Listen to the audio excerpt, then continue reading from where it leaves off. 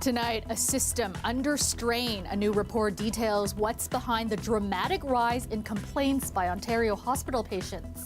Honestly, I felt like I was left to die in a hallway with an IV in my arm and that I was going to die alone. Shortage of staff and lack of access to care. Some of the common themes in the latest report by the province's patient ombudsman. Plus, without advocacy, this child would still be in a situation where he was facing abuse within his school.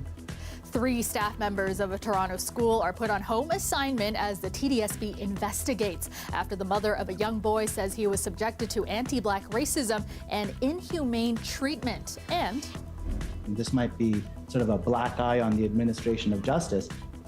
A drug bust gone bust. How a massive Toronto police investigation that took millions of dollars worth of drugs off the street collapsed, with all those charged now walking away scot-free.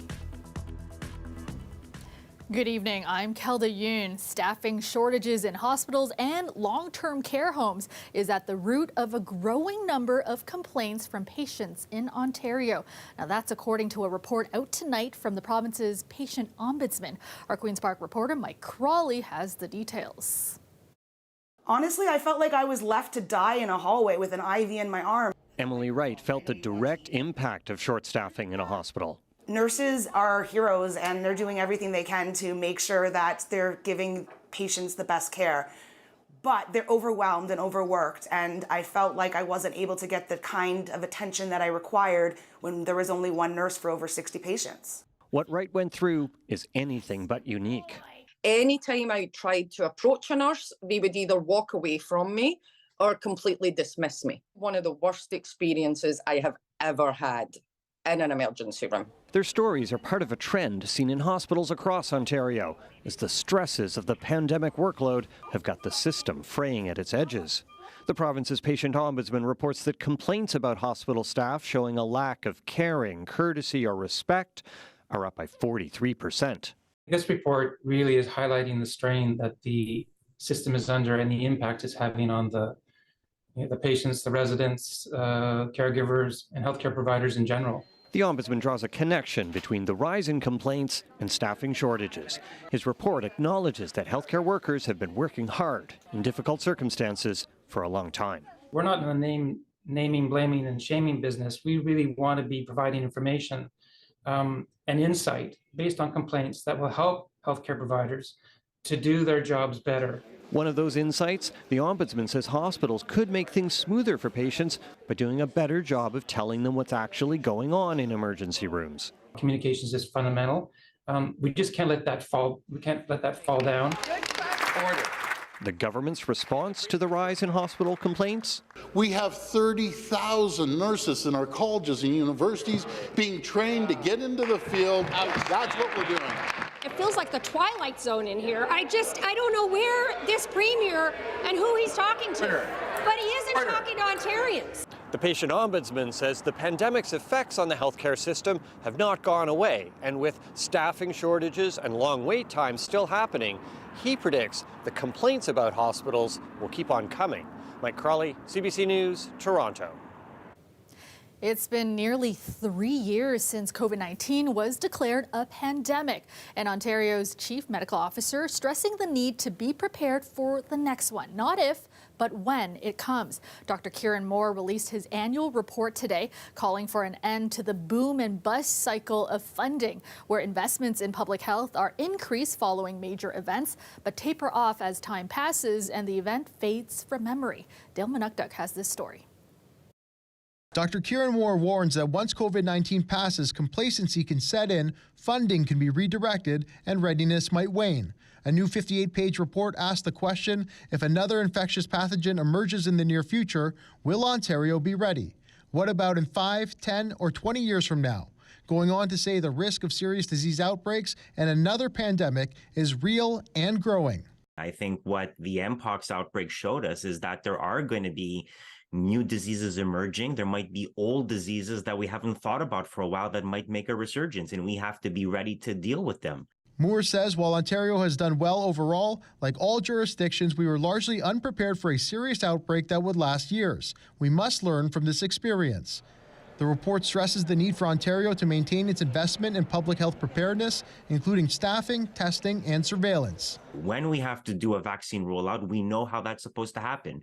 When we need to have surge capacity for testing of some kind, we know how to make that happen so that we don't get into the problem that we were in at the beginning of the COVID-19 pandemic, which is people were trying to build the plane as they were flying it. It also notes the importance of addressing socioeconomic inequities. You know, we've gone through all of this over the last 3-4 years, and the fact that you can still predict health outcomes based on a postal code over a genetic code in 2023 is very damning. The report finishes off with some next steps, like improving the health of Black and other racialized populations through collection and use of race-based data. Unfortunately, we've seen many reports like this that date back to the 1970s of the importance of community health, the importance of addressing the social policy issues. And there is significance when the Chief Medical Officer of Health lays out the importance of health equity, of ensuring that structurally vulnerable populations are prioritized. But these reports have gathered dust. Moore said he plans to publish a separate annual report starting in about October on the state of the province's pandemic preparedness. Dale Manukduk, CBC News, Toronto.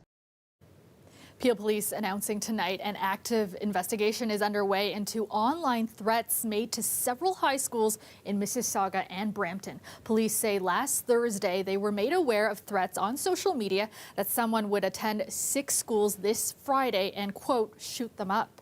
The schools that have received the threat are Holy Name of Mary Secondary School, Louise Arbor Secondary School, St. Thomas Aquinas Secondary School, Notre Dame Secondary School, and Chinguacousy Secondary School, as well as the Ascension of Our Lord Secondary School. Police say investigators are taking the threats seriously and are working with respective school boards on safety plans and strategies.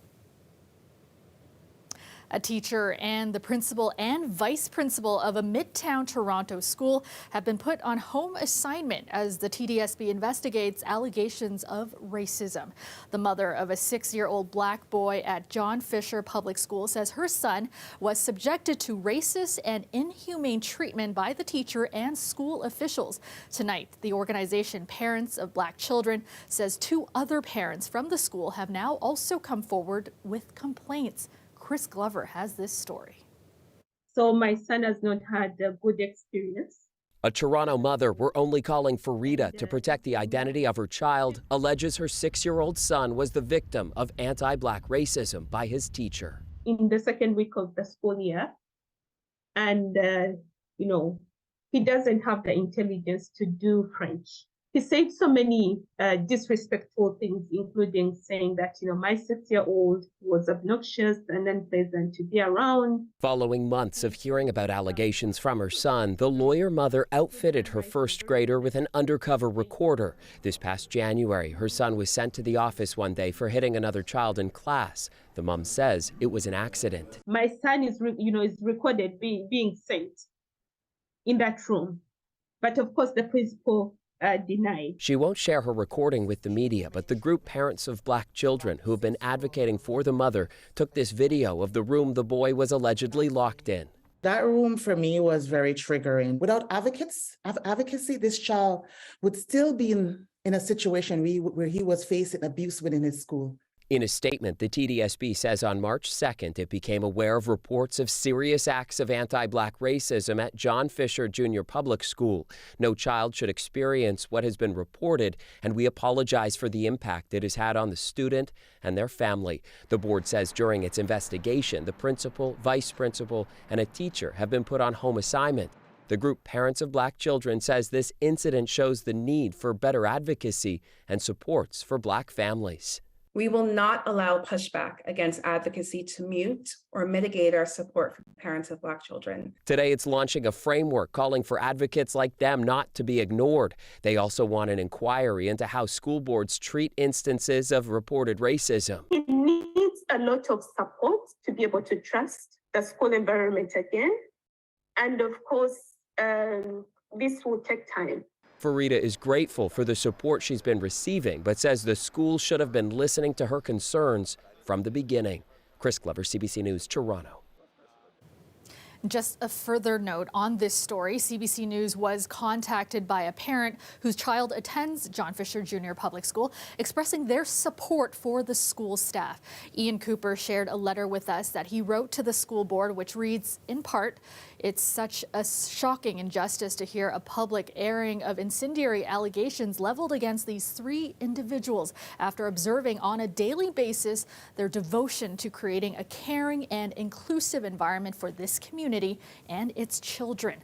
I trust the TDSB will give these outstanding educators the due process they deserve."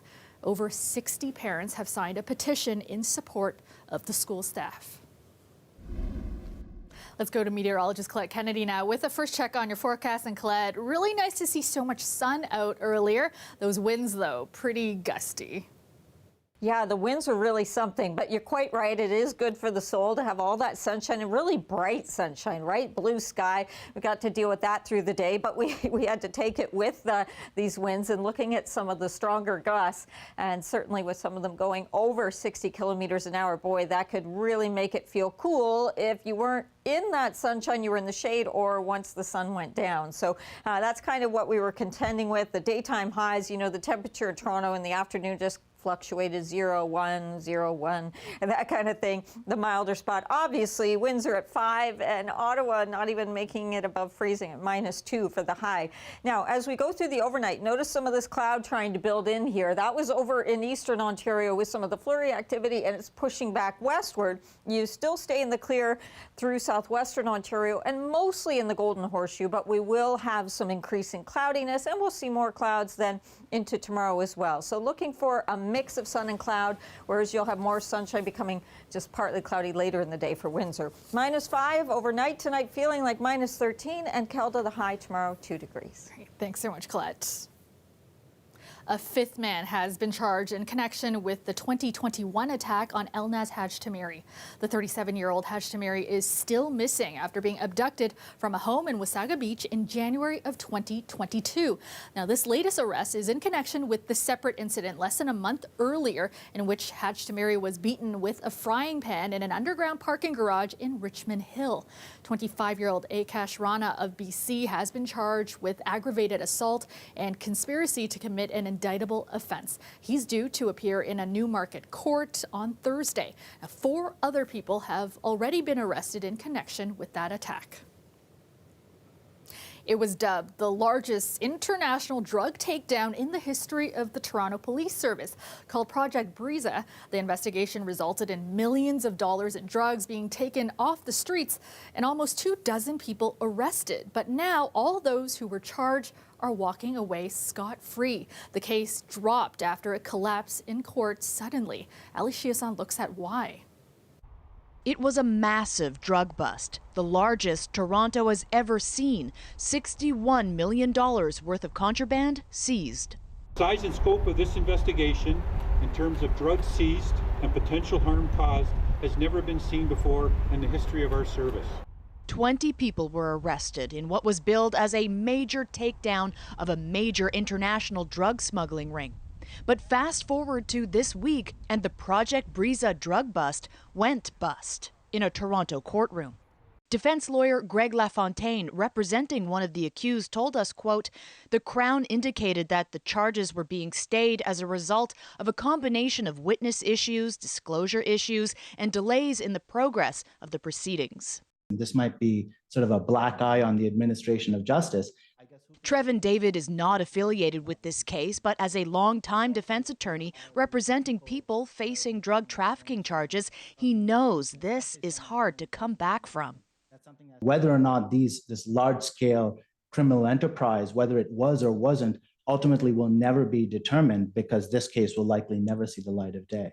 This isn't the first time we've seen a large-scale investigation fizzle after the press conference. There was Project Sindicato in 2019 out of York Region. It was supposed to be a massive mafia takedown, but charges were stayed when defense lawyers successfully argued that police officers were unlawfully accessing their communications with their clients. David says with large-scale investigations like these, police may go big at the press conferences, but need to be realistic when it comes to convictions. they may believe that there's a large-scale ring, but sometimes these prosecutions can be very resource intensive. And again, the larger the steps or the investigative techniques that are taken, perhaps the more vulnerable they are to collapse. The Toronto police declined to comment. Meanwhile, lawyers representing clients in this case tell us, quote, "These were complex and serious matters. My client maintains his innocence and was prepared for a long legal battle. He appreciates the careful consideration that must have gone into the Crown's decision to stay the proceedings and is looking forward to moving on with his life." Ali Chiasson, CBC News. Welcome back. A Pickering teen is about to get a procedure that could help save his eyesight. Adam Brown fought hard for the Ontario government to cover the treatment, and he'll now be the first to get it after funding was approved. Tali Ricci tells us how he used social media to spread awareness. Adam Brown is a man of many hobbies: music, taekwondo, Step forth. voice acting, the list goes on. He also faces huge barriers daily. I was born with a degenerative disease called retinitis pigmentosa, which hinders my peripheral vision, my night vision, so it makes it hard to see in the dark or in darkly lit places. And it gets worse over time. It clearly hasn't stopped the 19-year-old from pursuing his passions, including content creation. Why are your eyes shaking like that? Can you see me? Brown shares skits and music on social media, but he's also used the platform to raise awareness. A one-time surgery that provides your eye with a working copy of the RPE65 gene to replace the mutated one. I talked about my condition, what it does, and the gene therapy that can stop it, and it caught on. More than 8 million Canadians are living with vision-threatening diseases. I'm glad that I can have any sort of reach on social media and bring more awareness to it, just be another voice in this community, because there's not many blind or visually impaired influencers that we can look up to or relate to. Brown, among other groups, were pushing for a specific gene therapy treatment to be accessible to all Ontarians since it was approved by Health Canada in 2020. Luxturna slows and may even restore some vision loss for people with certain retinal diseases. And there's about 20,000 Canadians who have inherited retinal disease. And so I think this gives hope to the entire community. The Ontario government recently announced it will cover the treatment. Brown is scheduled to receive it this week. Looking to the future, Fighting Blindness Canada hopes the treatment continues to be funded long-term. And I also hope that more funding will become available for new treatments for other eye diseases as they also come on the market. Last month, Brown received the Madiba Award from the Durham Black History Committee for his involvement in both the Black and visually impaired community. For other young people out there who face challenges, he has this advice. No matter how much it seems like the odds are stacked against you, you can't let that stop you from achieving what you love, whatever it is. You have to chase it with everything you have, and you can't let anyone or anything, especially not yourself, stop you from achieving that. Talia Ricci, CBC News, Toronto. And you are looking at a live shot of the Toronto skyline, mainly clear tonight with some cloudy periods overnight. Currently feeling like -5 in the city. Let's go back to Colette now with a look at your long-range forecast. And Colette, a pretty chilly one out there tonight.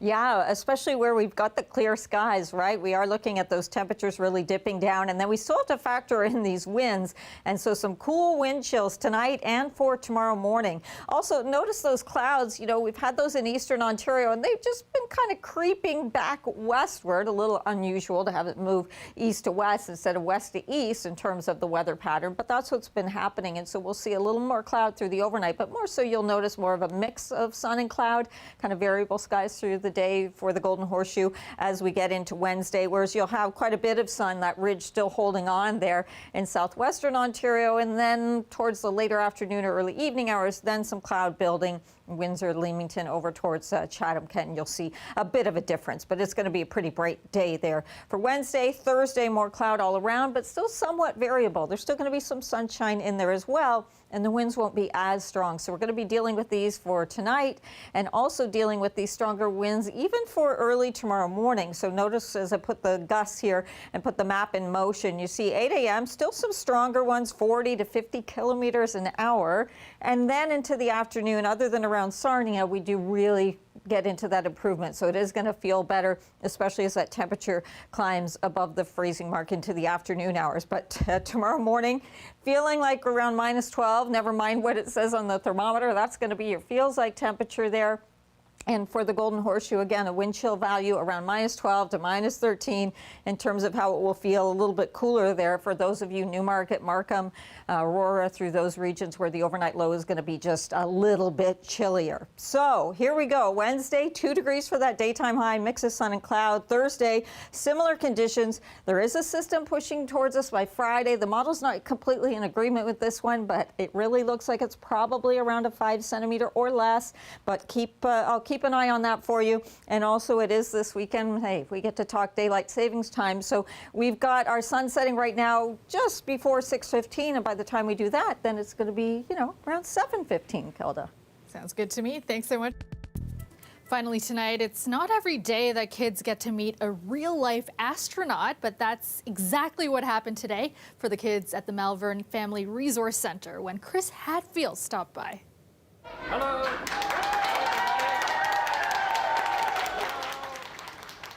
Hatfield was at the center to promote a new online project from the Children's Literacy Foundation, giving kids an opportunity to tell their stories about living through a pandemic. It's called Lost and Found, a website where kids from across the country can share stories and artwork that reflect their experiences.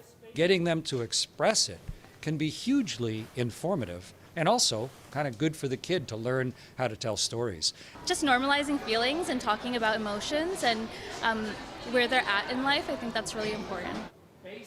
Some of the kids got to share their stories directly with Chris Hadfield himself, who talked about what it was like going to outer space. There was also lots of singing and, of course, story time. And that is our show for you tonight. Thank you so much for watching. Maribel Tarouk has your next local newscast tomorrow at 6, and I will see you back here tomorrow night at 11. Have a great night, everyone.